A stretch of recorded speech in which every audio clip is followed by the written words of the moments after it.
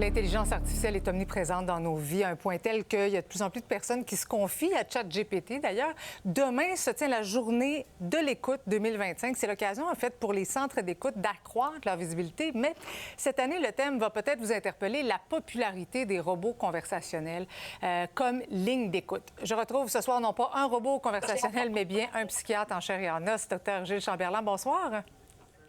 Bonsoir. D'abord, pourquoi autant de personnes se tournent vers les robots conversationnels comme ChatGPT? C'est parce que les programmes, les algorithmes sont vraiment très bien faits.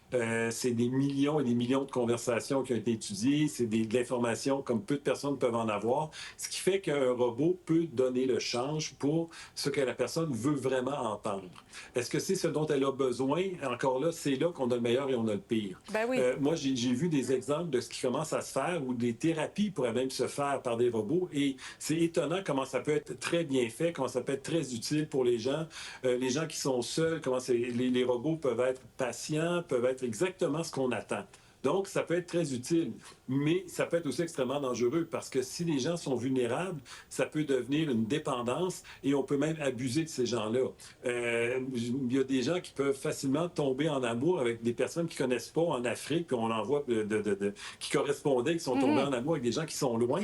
Et là, on va se retrouver avec des personnes qu'on ne saura même pas si c'est des vraies personnes qui vont nous donner exactement ce qu'on veut entendre en fonction de notre personnalité, selon dont on a besoin.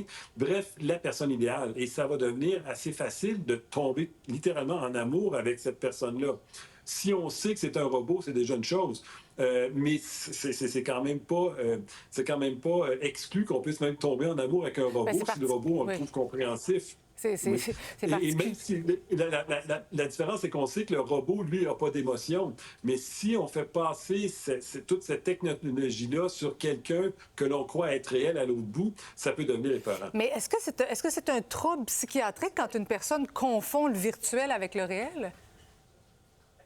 Ben oui, si on est rendu au point où on délire, au point où on n'est plus dans la réalité, quand on n'est plus capable de faire la distinction entre ce qui est réel et ce qui ne l'est pas, on pourrait être effectivement en psychose.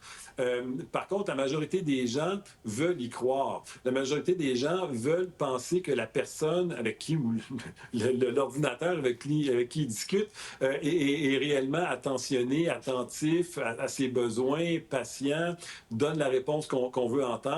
Il y a une espèce de pensée magique où on va glisser là-dedans et on peut oublier effectivement que c'est quelqu'un qui n'a aucun sentiment du tout, là. Fort intéressant quand même. Merci beaucoup, Dr Chamberlain, d'avoir été avec nous ce soir. Ça fait plaisir.